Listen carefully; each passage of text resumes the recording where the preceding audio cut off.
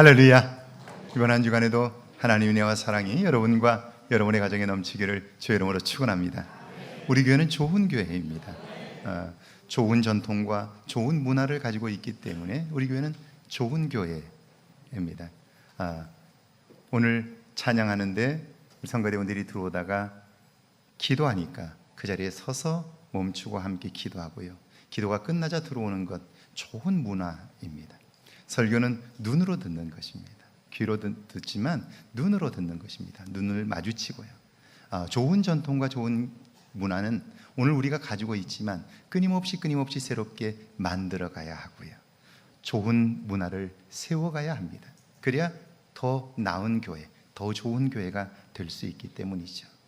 늘 좋은 전통과 좋은 문화를 세우는 일에 여러분들이 주인공이 되시기를 주의 이름으로 축원합니다. 오늘은 72주년 광복주일이자 평화통일주일입니다. 독립운동가요 역사학자이신 정인보 선생님이 광복절 노래를 작사하셨는데요, 1절 가사가 이렇습니다. 흙 다시 만져보자 바닷물도 춤을 춘다. 기어이 보시려던 어른님 번님 어찌하리. 이날이 40년 뜨거운 피 엉킨 자취니 길이길이 지키세 길이길이 지키세. 해방은 왔지만 연해주에서 용정과 상해, 일본과 미국에서 해방을 위하여 목숨을 바친 사람들은 그걸 보지 못했어요. 그러니까 안타까운 거죠. 그분들이 피를 흘려 오늘 우리가 해방을 맞았으니 그분들의 희생을 잊지 말자는 거예요.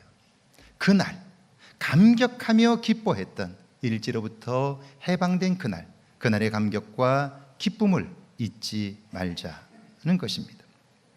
그런데 72년이 지난 오늘 광복의 기쁨을 간직한 사람들이 몇이나 될까요? 피 흘린 선진들을 기억하며 사는 사람들이 얼마나 될까요? 제가 처음 미국 네브라스카주 오마하에 갔을 때에 그곳에서 한 번도 들어본 적이 없는 독립운동가 박용만 선생님을 알게 되었습니다. 이분은 우리 근대사에 있어서 굉장히 중요한 분입니다. 백오인 사건으로 미국으로 도피하여 갈 곳이 없던 이승만 전 대통령, 이 사진이 이승만 전 대통령과 함께 찍은 사진이죠. 하와이로 불러서 민족의 지도자로 세웠습니다. 상해 임시정부도 이분으로부터 시작이 되었어요. 그는요, 백성은 있으나 토지가 없어 남의 땅 위에 만든 국가라는 뜻의 무형국가 건설을 제창했고요, 샌프란시스코에 창립 중앙총회를 설립했습니다. 이것이 상해 임시정부의 전신이 되었고요, 그때 만든 헌장은 사실상의 헌법이 되었습니다. 그곳에서 한국 역사 처음으로 국민이 주인인 민주주의 정부를 천명했습니다. 우리는 항일 무장 독립투쟁하면 홍범도나 김좌진 장군을 생각하는데 그보다 훨씬 이전에 박용만 선생님은 군사학교를 세웠습니다. 오마 네브라스카 대학에서 정치학과 군사학을 전공한 그분은 1909년 6월 그곳에 독립군 양성을 위해 한인 소년병 학교를 세웠습니다. 이것이 해외에 세워진 최초의 군사학교이고요, 이 군사학교의 영향이 멕시코와 그리고 중국과 그리고 블라디보스톡 그 전 세계에 퍼지게 되면서 군사학교들이 만들어지게 됩니다. 이곳을 졸업한 분들은 만주와 러시아 등지에서 직접 독립군으로 활동하거나 미군에 입대하여 유럽 전선에서 싸웠습니다. 이 학교 출신으로 널리 알려진 분이 유한양행의 창업자인 고 유일한 회장님입니다. 1914년 6월 10일 박용만 선생님은요, 하와이 교민들의 대대적인 지원을 받아 대조선국민군단과 대조선국민군단 사관학교를 창설합니다. 임시정부와 독립군 활동 자금의 대부분이 이곳에서 제공이 되었고요, 수많은 지도자들이 배출됩니다. 후에 이분은 중국과 러시아로 건너가 해방을 위해 헌신하다 1928년 10월 17일 베이징에서 의문의 흉탄을 맞고 쓰러져 생을 마감하게 됩니다. 여러분, 이렇게 위대한 삶을 살았고 특별히 이분은 자신의 신앙을 중심으로 독립운동을 펼쳐왔는데 왜 우리는 그분의 이름을 알지 못할까요? 역사 교과서에서조차 왜 우리는 그분의 이름을 찾을 수 없을까요? 그것은 그와 이승만 전 대통령과의 관계에서 찾을 수 있습니다. 처음 두 분은 감옥에서 만났고요, 의행자처럼 그렇게 지냈습니다. 근데 두 분의 생각이 달랐어요. 이승만 전 대통령은 우리에게 힘이 없으니 강대국의 힘을 빌려 나라를 되찾자는 거였고요, 박용만 선생님은 그럼에도 우리가 무장투쟁을 통해 주체적으로 싸워야 한다는 거예요. 생각은 다를 수 있습니다. 그런데 결정적으로 하와이로 온 이후에 박용만 선생님이 먼저 왔고, 그리고 그곳에서 여러 단체들을 규합하여 독립을 위하여 활동을 하고 있었으니까요, 실질적인 힘을 가지고 있었어요. 후에 이 박용만 선생님이 불러서 하와이로 오게 된 이승만 전 대통령은 힘을 미리 가지고 있는 박용만을 견제하기 위해서 자기를 따르는 사람들을 규합합니다. 그리고 그와 맞서서 반대편을 만들어요. 돈 문제와 세력 다툼이 생기자 그를 모함하고요, 이것 때문에 관계에 결정적인 금이 갔습니다. 해방 이후 그분이 대통령이 되었으니까요, 박용만 선생님의 이름은 어디에서도 거론되지 않았습니다. 4.19 이거로 하와이로 망명하기 직전 이승만 전 대통령은 자신의 비서에게 마지막 이런 말을 남깁니다. 내게 가장 큰 정적은 김구가 아니라 박용만이었어. 그런 말을 남기고 하와이로 떠납니다. 그런데 박용만 선생님의 삶이 새롭게 조명되고 있습니다. 젊은 학자들을 중심으로 그분에게 관심하고 있는데요, 그분의 삶을 연구하면 연구할수록, 그분의 삶을 들추면 들출수록 그의 삶에는 감동이 있습니다. 오늘 구약의 본문을 보면요, 다윗의 삶이 그렇습니다. 지난주 말씀을 기억하시죠? 다윗이 사울왕을 피하여 블레셋 땅으로 정책인 망명을 했고요, 그를 싫어하는 블레셋 장수들 때문에 침을 질질 흘리며 미친 척을 해서 가까스로 살아났습니다. 그런데 거처로 사용하던 시글락에 와 보니까 아말렉 군대가 휩쓸고 지나갔어요. 마을은 불타버렸고요, 남아있던 부인과 아이들은 모두 포로로 끌려갔습니다. 정말 난감한 상황이에요. 지금 있는 곳은 이방 땅 블레셋입니다. 자유롭지 못합니다. 잘못 움직이면 미친 척한 것이 들통납니다. 그렇다고 해서 아말렉이 만만한 군대가 아닙니다. 이걸 함께한 사람들도 아는 거예요. 그래서 불평과 원망을 하다가 그래도 분이 풀리지 않으니까 다윗에게 분풀이를 해요. 돌을 들어 치는 겁니다. 다윗으로서는 생애 최대의 위기입니다. 문제는 심각한데 해결할 방법이 없습니다. 자기 사람들까지 그러니까 아무것도 할 수 없어요. 사실 성경에 나타나 있는 다윗의 이런 위기는 다윗에게만 있는 것 아니에요. 우리의 인생에도 이런 위기들이 찾아오는 거예요. 이런 때 여러분은 어떻게 이 위기를 건너시겠습니까? 그런데 여러분, 모든 것이 끝나기 전까지 결코 끝난 것은 아닙니다. 다윗이 크게 다급하였으나 이 말은 밧줄로 몸이 꽁꽁 묶여 있어 아무것도 할 수 없다는 뜻이에요. 현실적으로 답이 없는 것처럼 그의 마음조차 그랬다는 거예요. 그러나 여러분, 그때에도 할 수 있는 일이 있습니다. 하나님 여호와를 힘입고, 힘입는다는 말은 여호와 안에서라는 뜻입니다. 다시 말하면 그때에도 나와 함께 하시는 하나님을 발견한 거예요. 그랬더니 어떻습니까? 용기를 낼 수 있었어요. 어떻게? 사무엘상 30장 2절에 보니까 거기에 있는 젊거나 늙은 여인들은 한 사람도 죽이지 아니하고 다 사로잡아 끌고 갔더라. 그래요. 사람들이 다 끝났다고 말하는 상황에서도 함께 하시는 하나님을 발견하면서 아직 죽지 않은 그들을 발견한 거예요. 찾아올 수 있는 가능성을 생각한 거예요. 그러니까 어때요? 절망적인 상황에서 다윗은요, 소망의 노래를 부릅니다. 새로운 미래를 선포하는 거예요. 그들이 죽지 않았습니다. 하나님이 도와주시면 다시 찾아올 수 있습니다. 그가 외치자 백성들이 다시 용기를 냅니다. 다시 한번 해보자고 마음을 모아요. 그래서 다윗은 그들과 함께 아말렉 군대를 추격했습니다. 그런데 여러분 한번 생각해 보세요. 아말렉 군대는 성을 짓고 사는 사람들이 아니에요. 나라가 있는 건 아니에요. 그들은 무리를 지어 여기저기 떠돌아다니는 사람들이에요. 그러니까 어디로 갔는지 어떻게 알겠어요? 추격은 하지만 어디로 갔는지 알지를 못하는 거예요. 그런데요, 하나님을 의지하고 그들이 나서게 되자 하나님은 벌써 그들을 안내할 인도자를 준비하셨어요. 다윗이 그 백성과 함께 가다 보니까요, 애굽 소년 하나가 버려져 있어요. 그는 아말렉 사람의 종으로 살다가 병들어서 버려졌어요. 다윗이 그를 정성껏 치료하여 살렸고요, 그가 다윗의 군대를 안내합니다. 그들에 관한 모든 정보를 주었고요, 다윗은 그 전쟁에서 승리하게 됩니다. 이제 잃었던 재산들을 되찾았고 가족들을 만났습니다. 개선장군처럼 기뻐하며 돌아오다가 부솔 시내에 이르게 되었습니다. 구약에 보면 사무엘상 30장 21절이죠. 같이 한번 읽어볼까요? 21절 시작. 다윗이 전에 피곤하여 능히 자기를 따르지 못함으로 부솔 시내에 머물게 한 200명에게 오매 그들이 다윗과 그와 함께한 백성을 영접하러 나오는지라. 다윗이 그 백성에게 이르매 무난하매. 처음 시글락에서 출발할 때 다윗과 함께한 병사가 600명이었습니다. 그런데 급히 추격하느라 지쳐서 더 이상 갈 수 없는 사람들이 생긴 거예요.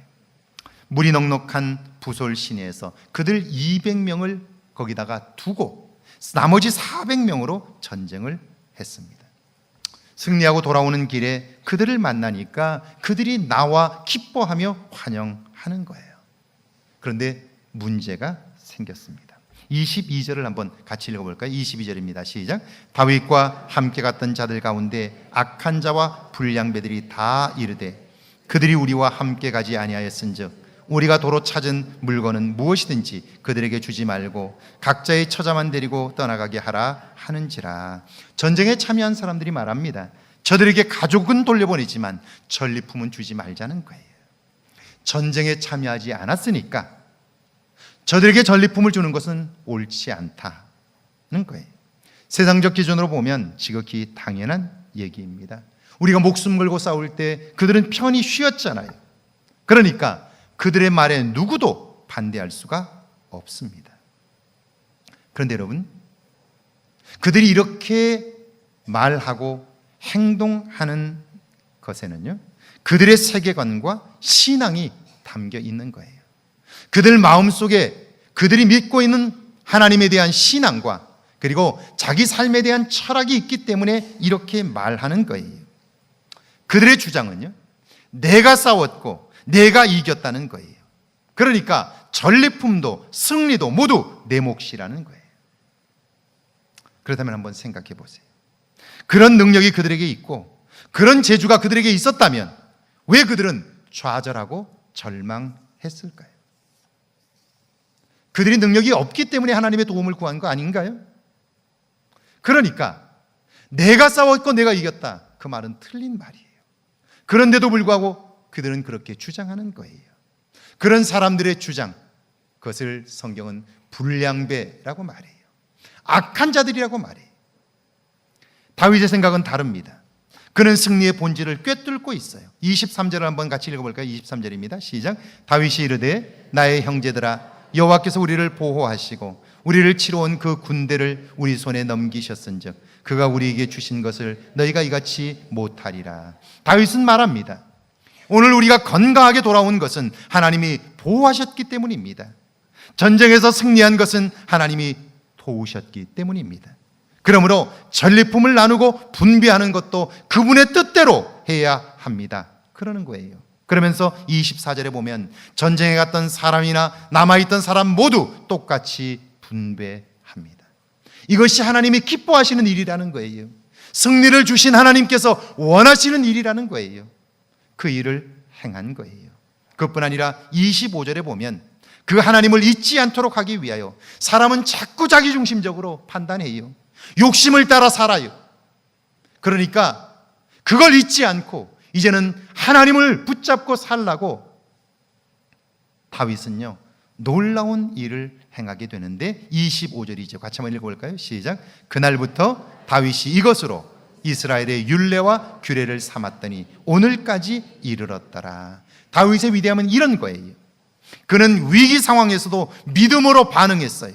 그러니까 모든 사람들이 절망적이라고 말할 때에도 소망의 말, 능력의 말을 할 수 있었습니다. 그뿐 아니라 그는요, 하나님의 인도하심을 받아 전쟁에 참여했고요, 하나님의 도우심을 경험했어요. 그뿐 아니라 그 하나님이 하셨다는 사실을 잊지 않고 그 영광을 하나님께 돌린 거예요. 누가 싸웠습니까? 누가 이겼습니까? 내가 이겼어요. 그러나 배후에서 나를 격려하시고 이끄시고 이기게 하신 하나님을 잊지 않은 거예요. 그래서 그 영광을 하나님께 돌린 거예요. 여기까지도 위대한 삶이에요. 그런데 거기서 한 걸음 더 나아가 그가 속한 집단을 하나님 중심의 모임으로 만들었어요. 율례와 규율, 이것이 사회적인 문화인데요, 다윗은 철저히 하나님 중심의 문화 공동체를 이룬 거예요. 이런 좋은 문화가 한번 만들어지면요, 그 공동체는 건강하게 오랫동안 지속될 수 있는 거예요. 여러분, 어떤 사회가 좋은 사회입니까? 어떤 사회가 우리가 추구하는 사회입니까? 사회가 좋은 사회라면 두 가지가 필요해요. 하나는요, 약자에 대한 배려가 있어야 돼요. 약자를 우선하는 사회가 좋은 사회예요.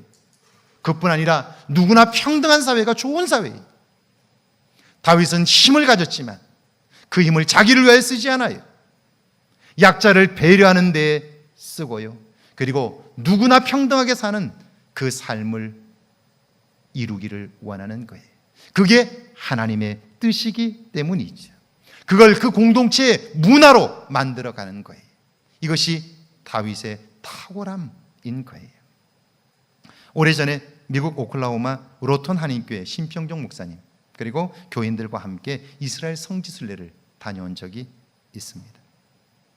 여기저기 순례를 하면서 보니까요, 그 교인들 중에 아주 눈에 띄게 뚜렷한 특징이 하나 보였어요. 일행 중에 여자 장로님 한 분이 계셨는데요, 목사님뿐 아니라 교인들 모두가 그분을 진심으로 존경하는 거예요. 그 장로님 역시 굉장히 겸손해가지고요, 그러니까 그 장로님 한 분 때문에 교회가 평안해요. 누가 교인들 중에 무슨 얘기를 하면요, 장로님이 그거 그런 거 아니라고 한마디 하면요, 모든 사람이 그 장로님에게 순종하는 거예요. 그러니까 교회가 평안해요. 이민교회가 어렵거든요. 그런데 그 교회는 정말 평안하고요, 함께 다니는데 그 교회 공동체가 행복한 것이 얼굴에 보여요. 어떻게 그럴 수 있을까 궁금했는데요, 저녁에 간식을 먹으면서 초대를 받아가지고 제가 갔어요. 호텔 방에 갔더니 교인들이 다 모여 있어요. 이런저런 얘기를 하다가 왜 그렇게 되었는가를 제가 알게 되었어요.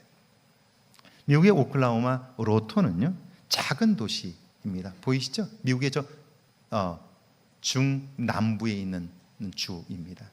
오클라호마에서도 제일 남쪽에 있는 곳이에요. 작은 동네입니다. 당연히 한인들이 많지 않습니다.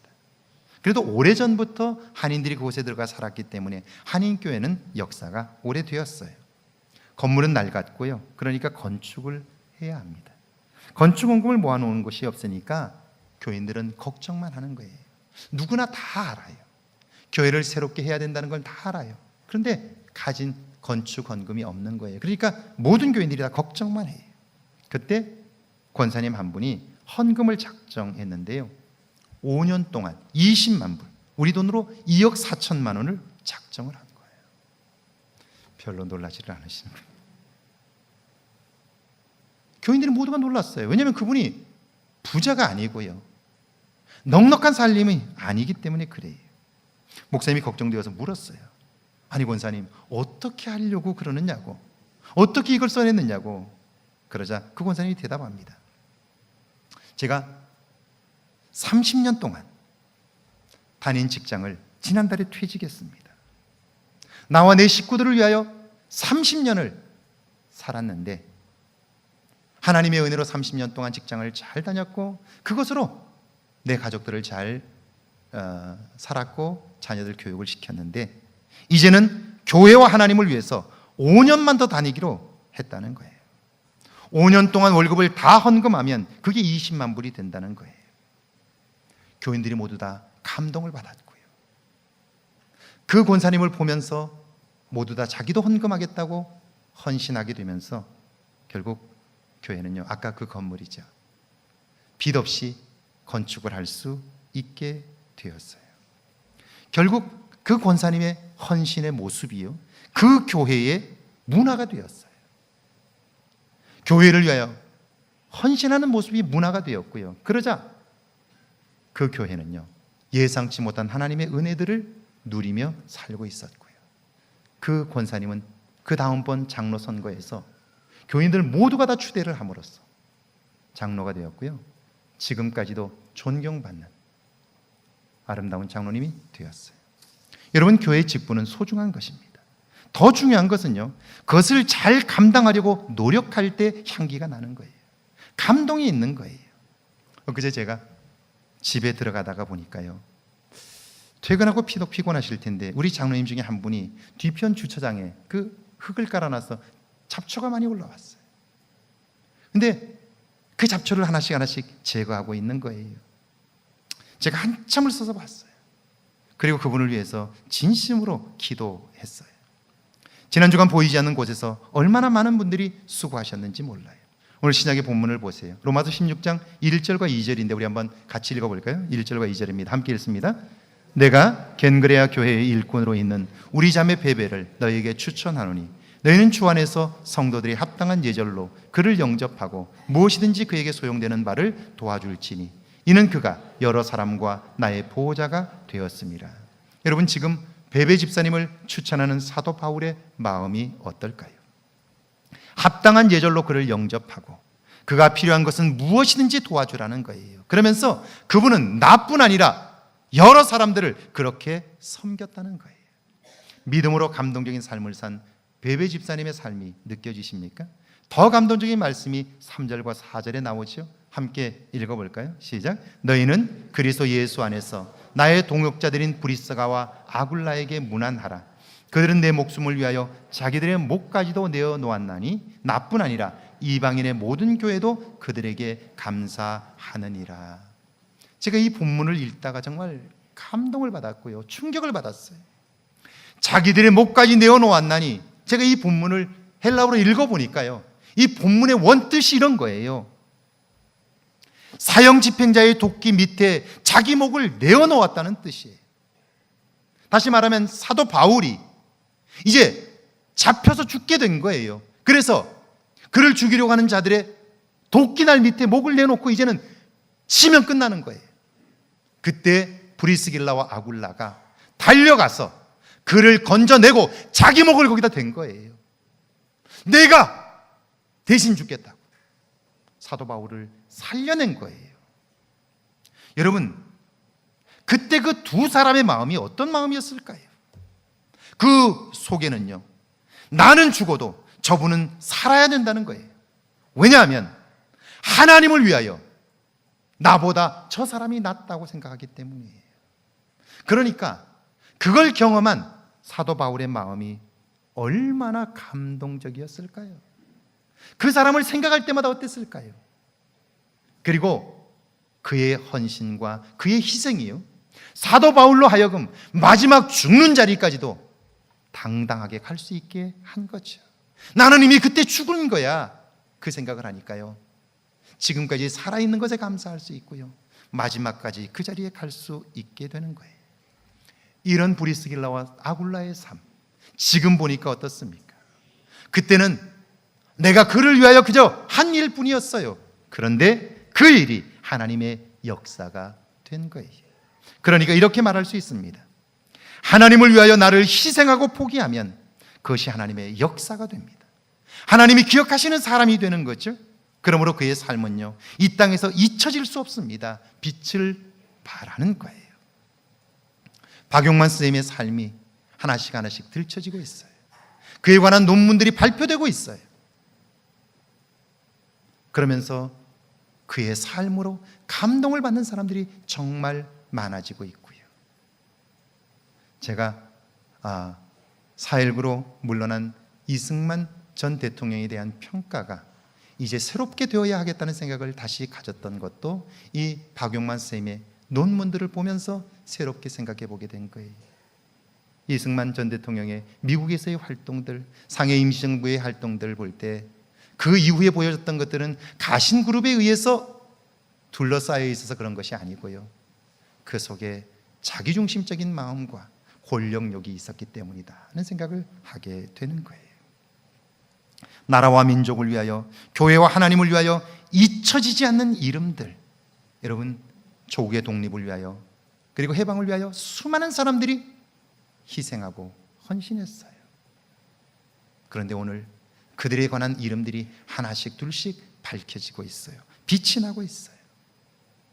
저는 그걸 보면서 오늘 우리들의 이름들도 우리 교회의 역사에, 하나님의 역사에 밝혀질 날들이 올 거예요. 그때 저와 여러분의 이름들이 그곳에서 빛이 날 수 있으면 좋겠어요. 하나님이 기억하시면 결코 잊혀지지 않아요.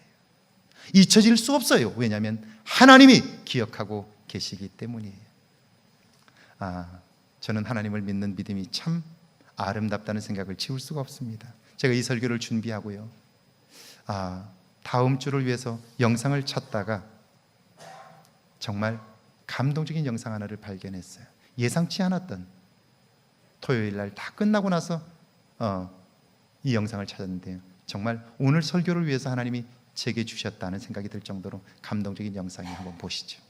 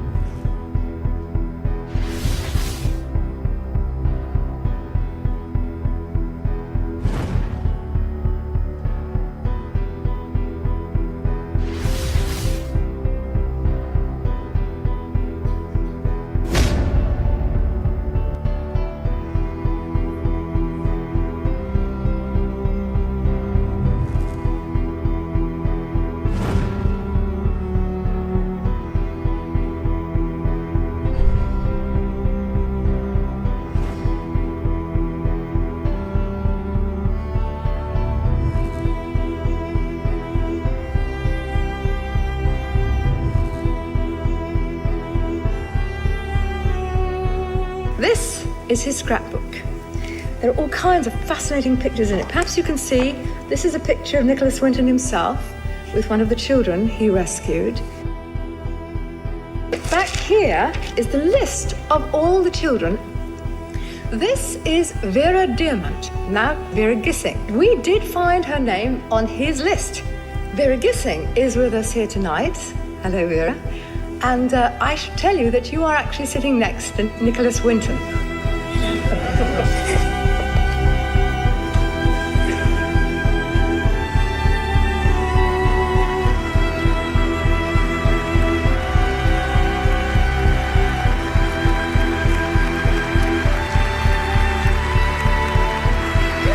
Is there anyone in our audience tonight who owes their life to Nicholas Winton? If so, could you stand up, please?